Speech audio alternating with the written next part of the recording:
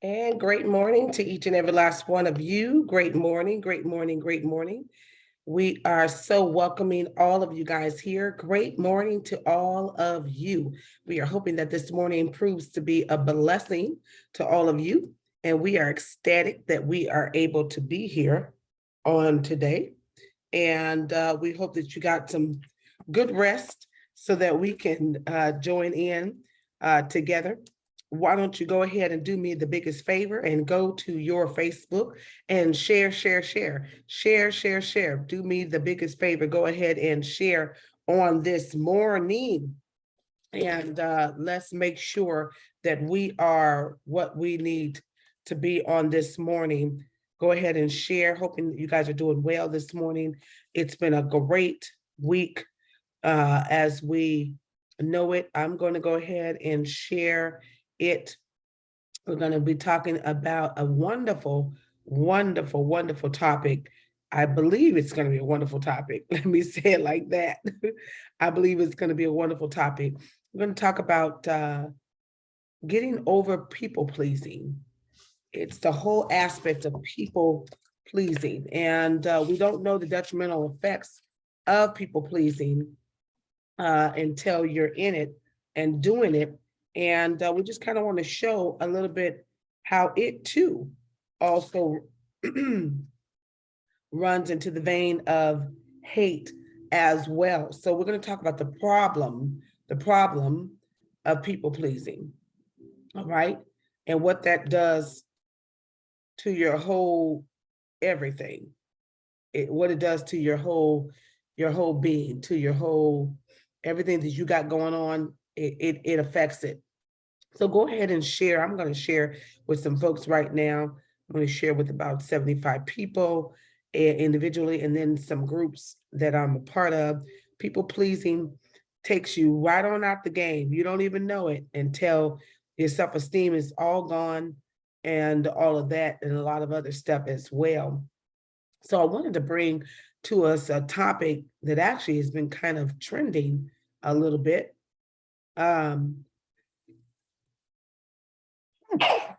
Excuse me. Excuse me. And so we are excited on this morning and happy that you guys are all here with us. Let us know that you are here with us. I don't know, with this wonderful little curl. You know, there's always one little something trying to do something, right? But amen anyhow.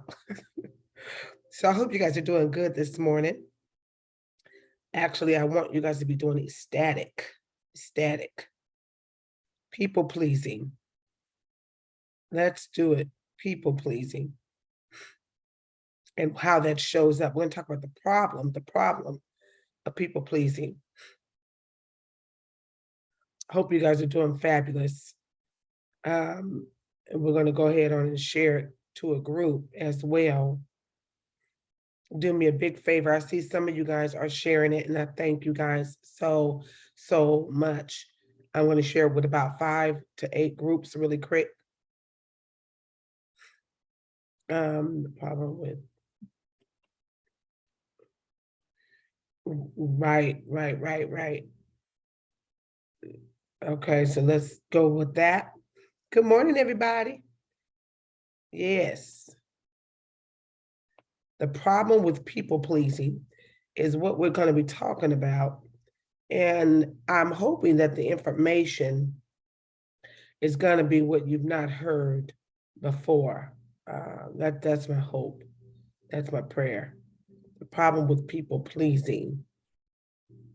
The problem with people pleasing.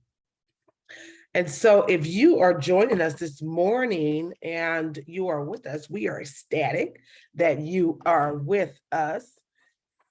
And what we want you to go ahead on and do to get us started, I am going to have you to write down something on your paper in front of you, or your memo or your tablet or whatever it is that you are have in front of you. And I want you to write the problem with people pleasing. And I want you to write underneath that, if there's been a time when you have been a people pleaser, okay, I just want you to write that. I want you to write that.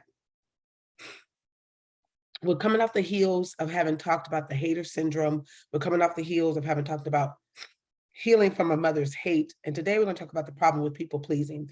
So you're going to see my black screen for a moment as I go and grab something. But while I am doing that, what I want you to do is to write down if you believe that you have ever been a people pleaser, and then we'll go from there.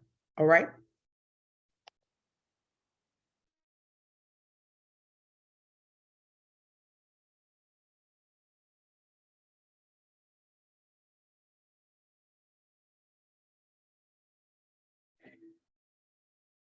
And as we are back, thank you so much for the opportunity to hop off for a moment and to hop back on. We see that you guys are on, and we thank you guys so super much. Many of you guys are like my out of town folks all over the country. So thank you guys for making it wide in Texas and Georgia and Virginia, and it's amazing. It is really, really amazing. So thank you guys so, so much. Now, you know, what's interesting, I've got this thing on here, and the way that all the lights and everything configure, it looks like it's pink, right? Very interesting. It's actually blue, like my ring. And that is just amazing how things take place. And I'm not even sure why I said that. But anyway. So great morning to each and every last one of you. I am Dr. Lakita, and I'm a marketplace evangelist, and I am just called to just motivate, inspire, train, teach, and transfer information using biblical principles and psychological concepts. I get the absolute pleasure of being able to teach God's word as a licensed, ordained minister of the gospel of Jesus Christ, which is a very, very daunting task, title, and all of that, and have been able to do that for 32 years. Not without fight and struggle and all kinds of things and inadequacies and insecurities and feeling like maybe I'm not really the one, and maybe I'm not the one that's really called, and maybe somebody else is supposed to do something else and this, that, and the other. And so we are here, and we are here because we've gotten over a lot of the things that I've been sharing and talking about. I know firsthand, not just from a clinical perspective of having gone through educational experiences and things of that nature, but actually from a clinical space that allows us to connect in a different kind of way. And so we are elated to be able to talk with you about things that we're not just talking about in theory, but things that we're actually talking about that is real time. One of the things that I love about this life is that we get an opportunity to really look at what we're doing in this life.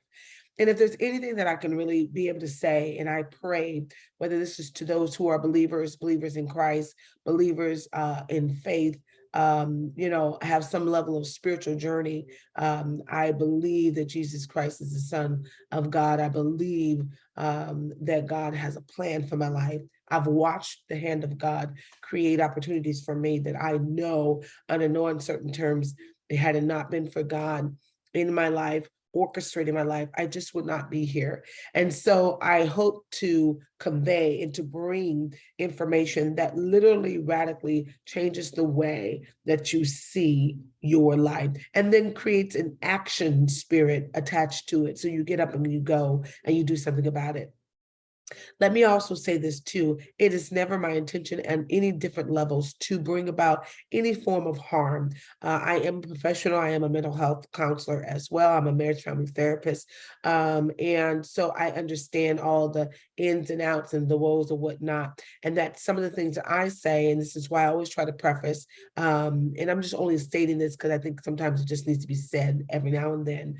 I want you to always check out the facts for yourself. We're so grateful for Google and things of that nature. I just know I have put in, 30 years of study and research, and I'm sure I can miss it. I pray that I'm always speaking truth to power, and not truth to power for my own sake, but truth to power because I really genuinely like to see people free from the inside out, and many people are not free. I don't care who you are. Many people talking free are very bound. Many people talking healed are very hurt, hampered, and hindered. And so we just want that the freedom of transparency and accountability to your own wellness will take root in your life. Does that make sense? All right. So as a result, today we're going to have this conversation piece about the problem with people pleasing. And we thank you guys so much for your loves, your likes, and also please feel free to give us stars. Stars enables us to continue to keep doing it. I didn't realize it, but so stars, please give us, the stars and share, share, share. We really, really want people to get the information. So I pray that it's in a way that's effective and impactful, etc. If you have questions, even during the broadcast time, if you can go ahead and put those questions inside of the thread on our live, we'll be more than happy to get to it, look at it, read it, and answer it if time would permit. We only give a short amount of time for this particular broadcast so that we can continue on with the various things that we need to do, that you need to do, and go from there. But please ask questions. Feel free to inbox me if you have additional questions. That's how we got the topic of, healing from the hate of a mother. That's how we got to that topic, because somebody, inboxed me and says, I love the hater syndrome conversation and trauma and abuse that you talked about. Can you bring it closer to home? I'm dealing with blah, blah, blah, blah, blah.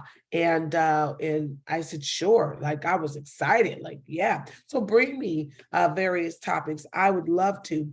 My depth of research, which is very interesting. Actually, just last night, I was thinking to myself, wow, I praise you, God, because I really have done the work. Like, there's not too many topics that I cannot do a whole seminar and bring new information from the last seminar. And it's just because I just love this work. And I'm behind on publishing my books and all that good stuff. Please charge that to my head and all that wonderful thing. But it is so refreshing to me to get up to do this every single day, or to travel around the country, which is what I would love to do, travel around the country, to being able to impact people with tools and techniques in their hand. I was with a counseling client yesterday. And for those that need, get your brief counseling. Brief counseling is phenomenal. It is changing people's lives. So our modality of clinical counseling at this time is that we offer brief counseling sessions, 30-minute sessions. And some people are doing it 2, and some people are even doing it 3 times a week. I prefer the 30 minutes, even 3 times a week, than the hour-long sessions. It's always been very daunting for me to do the hour-long sessions because I've always felt like it doesn't really work as effectively as it could if it was a little bit shorter and more succinct, et cetera, et cetera. But the client had said yesterday to me at the end or in the middle, they were like, I want to tell you that, the tools and techniques that I'm learning, in my therapy time, my brief counseling sessions are really, really impacting my entire household. She's a wife, she's a mother of 2, and she's like, down to how I'm raising my children. And it just literally, because we're on the phone, tears just came to my face. And the reason why is because I really believe that we shortchange our lives because we don't have the information. And when you don't have information, then you are isolated. And isolation always brings instigation from the enemy to hunt you and to cause you to feel some kind of way. And so today we want you to feel the right way. That's why we are talking about the problem with people pleasing. Does it make sense? Please continue to keep sharing and ask people to share also. We want to move the algorithms while we're on air, so it happens. And make sure you set your dials to receiving notifications of when I go on live. I would greatly appreciate that. That also helps a lot as well. All right, are you guys ready? Okay, then let's go. And so we're competing with our own voice. Isn't that powerful?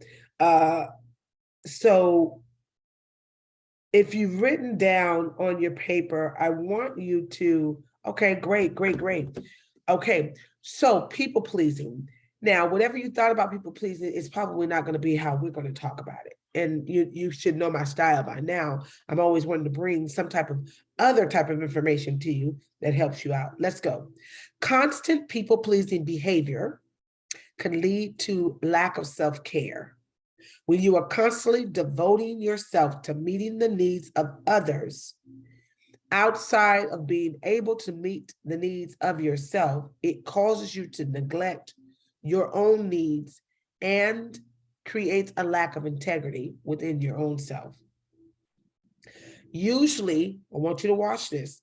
People pleasers are, number one, usually sickly people. They are usually sick in their body. Headaches, heartaches, body aches, usually sick. Number two, people pleasing people are usually mentally burned out more frequently than other people. A people pleaser is someone that everyone considers helpful and kind. But watch this. When you need help with a project, need help with anything, studying, pick up the kids, they are available. But here's the other aspects about people pleasing that you should know and why it runs into the danger of it. They are typically people who agree with whoever is in front of them. They agree with whoever is in front of them. Number two, they typically apologize. Hello, somebody. This is where we start getting to the mental health of it all. They apologize for things that aren't their fault.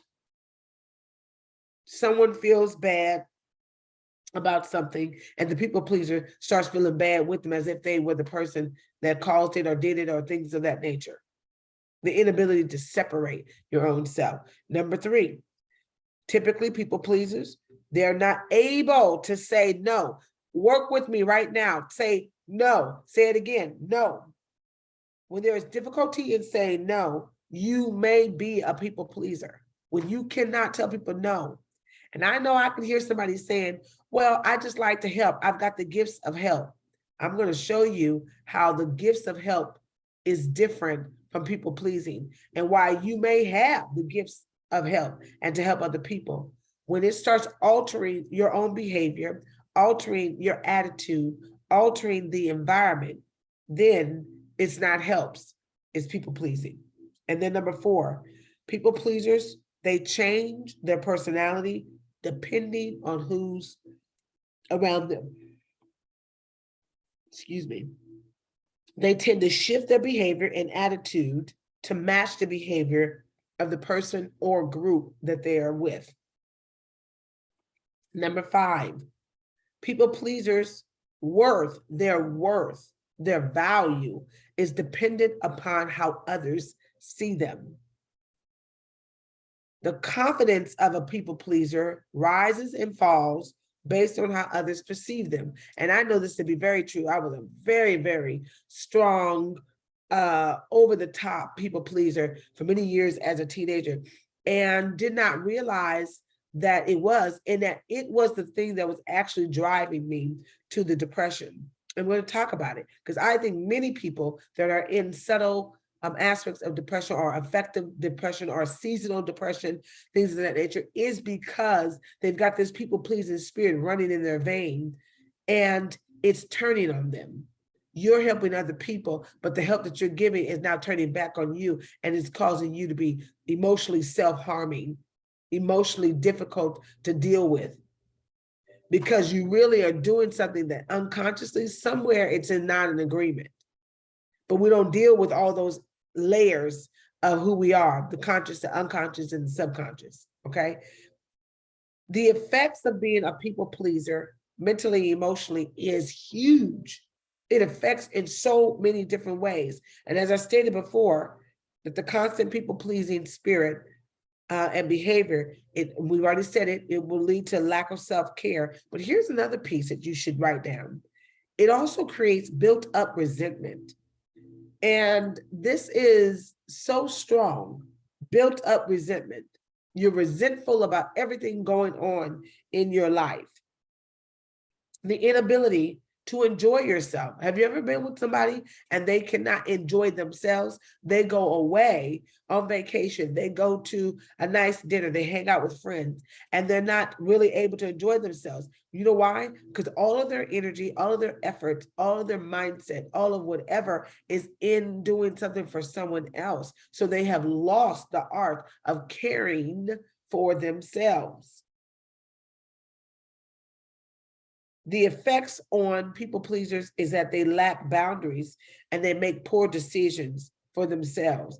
People pleasers make great decisions for other people, poor decisions for themselves. And primarily it's because of the lack of boundaries. If I don't have any boundaries, how am I going to make a decision about something when I'm just all over the place in my own life? Create some boundaries and you'll start to see that your decision-making process becomes much more different.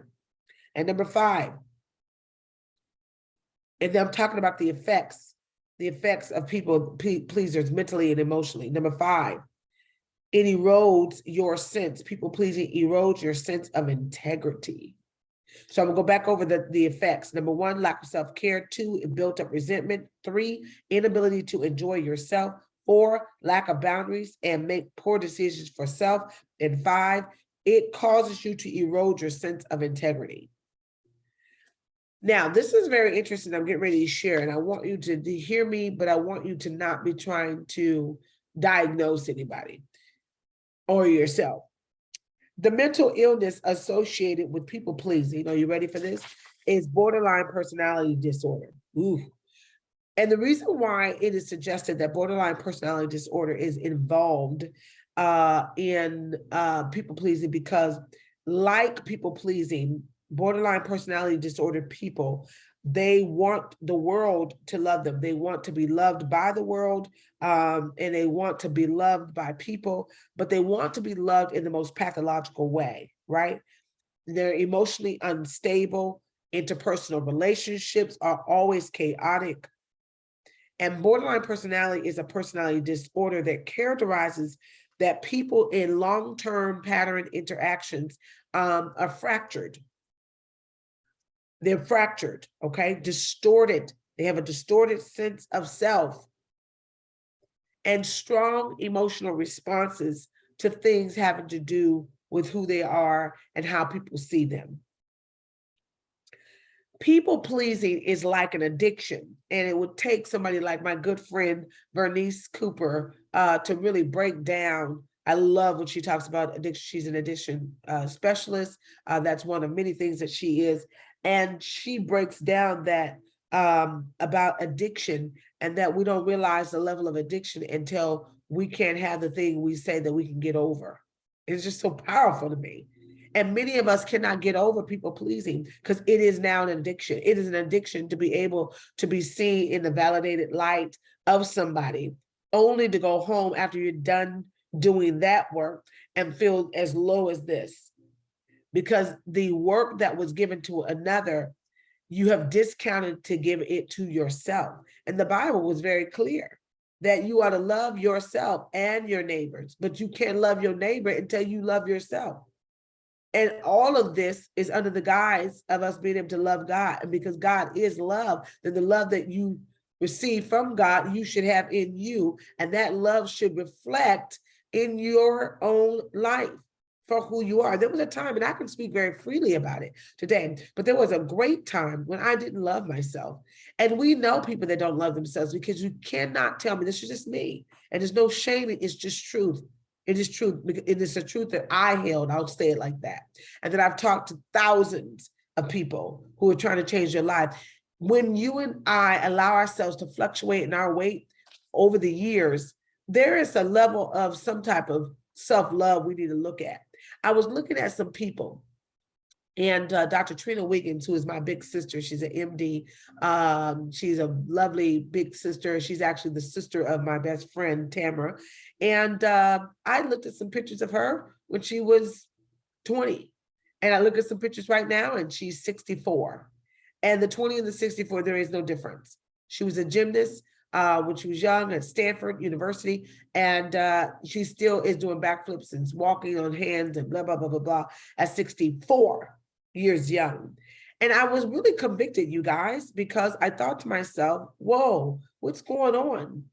She had 2 children. She had twin boys. They're tall and big, so they were big babies.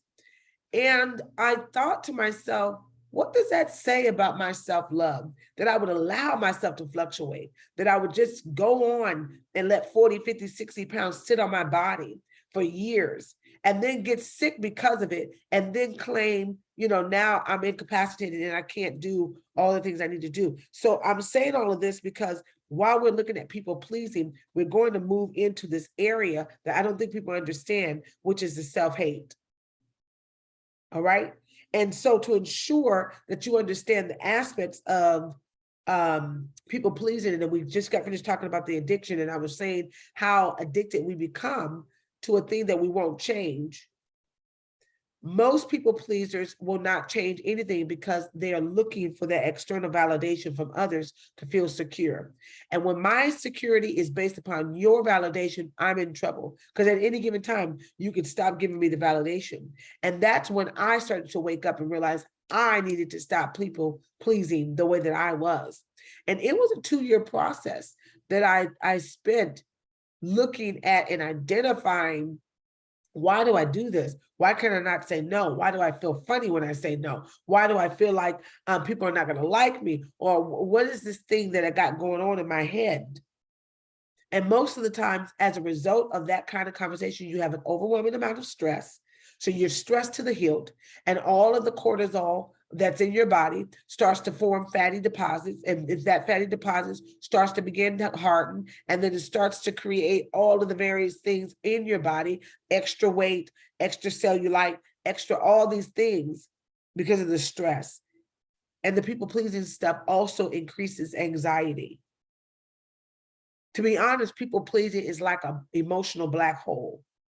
You're excited because you feel like you're actually doing something of service, but actually you are doing a disservice to your own self. Those who are affected by people pleasing will also engage, are you ready, in self-harm and dangerous behaviors, such that they struggle with feeling empty. They have a fear of abandonment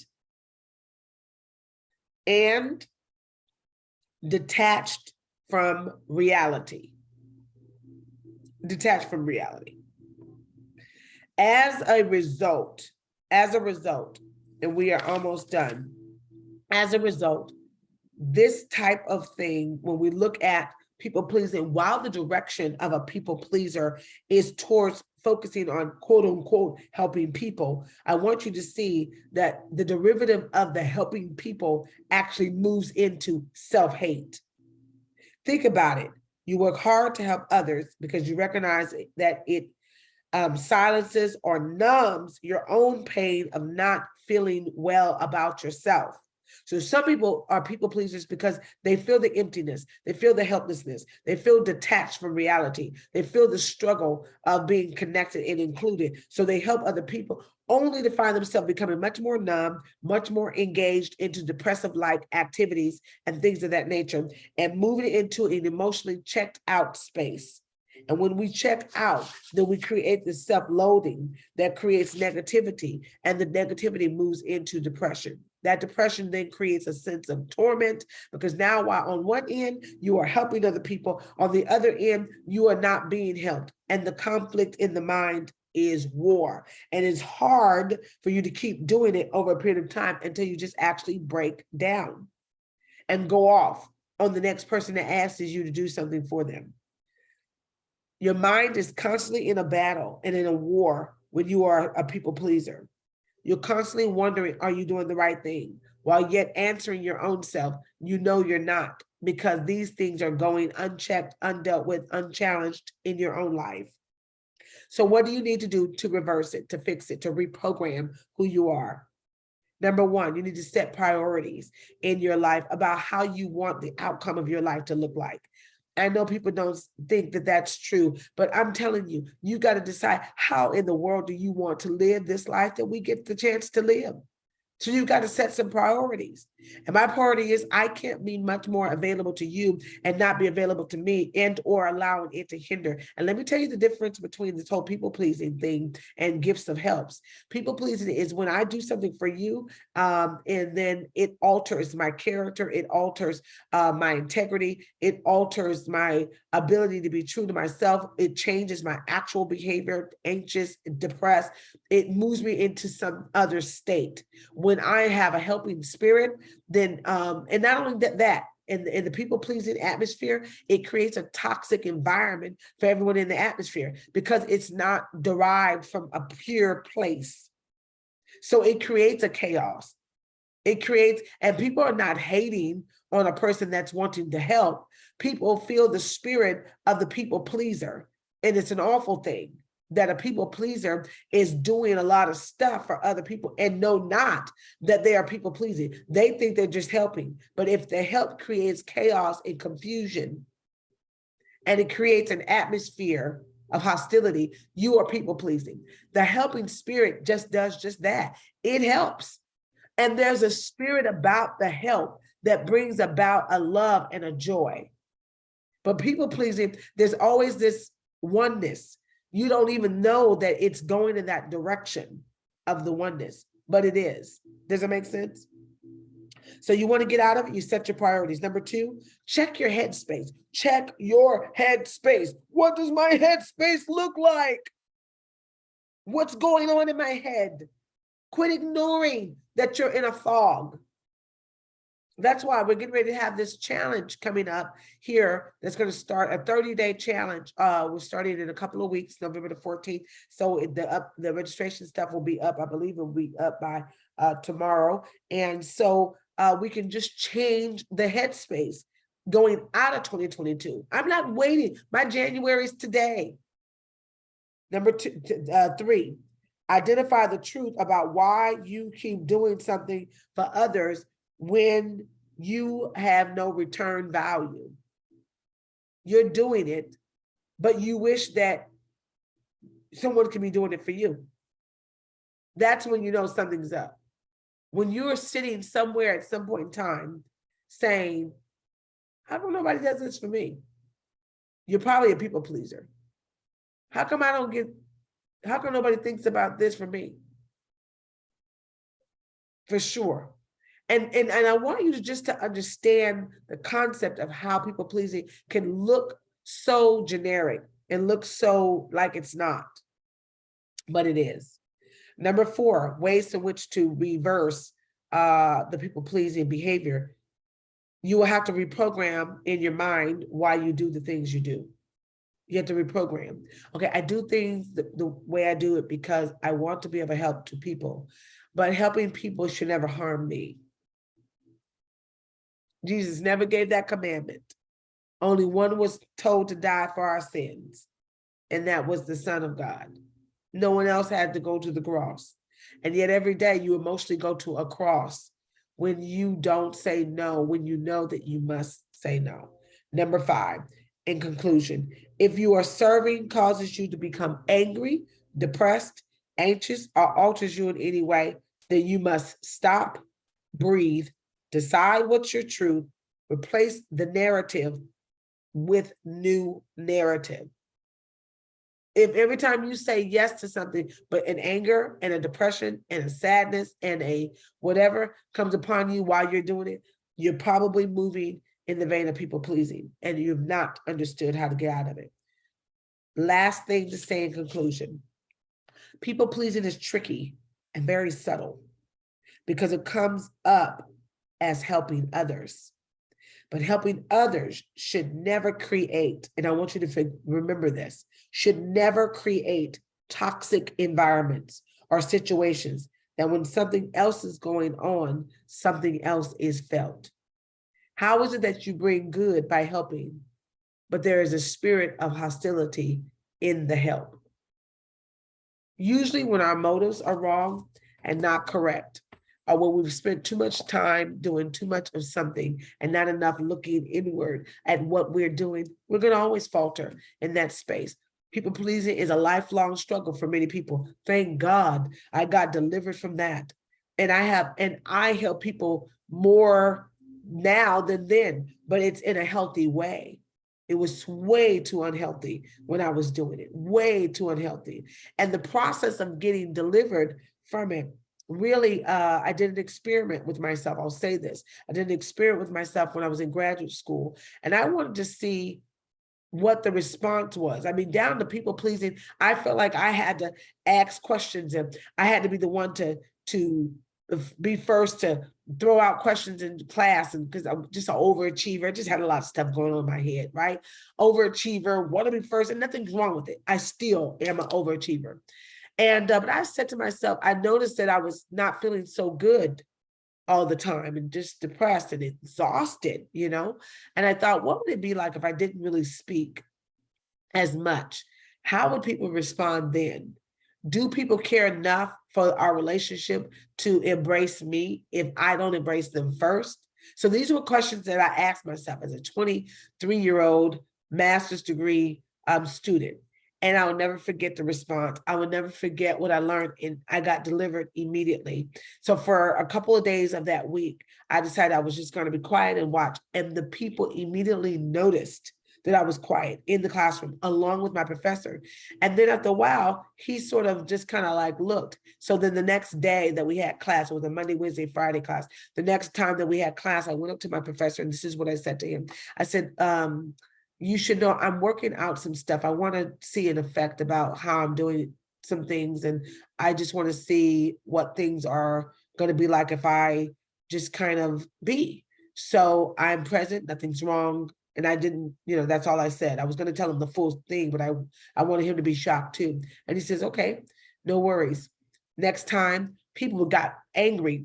One lady, she rose her hand and she says, I want to speak. And then I thought it was about the class lesson. She says, I want to know why Lakita is not talking. And immediately, for whatever reason, I don't know why God allowed that moment of revelation to show me, people not only want to hear me, but it is the thing that if I give it away inappropriately, it'll kill me. And I can't unpack it all for us right now, but I will unpack it because I'm sure some of you also give away your power, and you give away your power, your personal power every day, so that you cannot be the most powerful person that God wants you to be. And it was in that moment I said, oh, I'm just listening. I'm good. I'm just listening. So I kept going through that route, and they were visibly angry that I was not engaging and giving off my energy as I had done before in that way. And so what am I saying? I'm saying when you learn to take back your personal power, then you learn to stop people pleasing. And then when you stop people pleasing, then you can really help in the best way that you can ever do it. Thank you so much for the extra time. I appreciate you guys. You guys are the absolute best. Please share it. Share it. You never know who's a people pleaser and was waiting for a message that said, stop pleasing people to the point where it's altering the integrity of who you are. Love you guys. Have a great rest of your day. Bye. And see you guys on tomorrow. Blessings to you all. Bye-bye.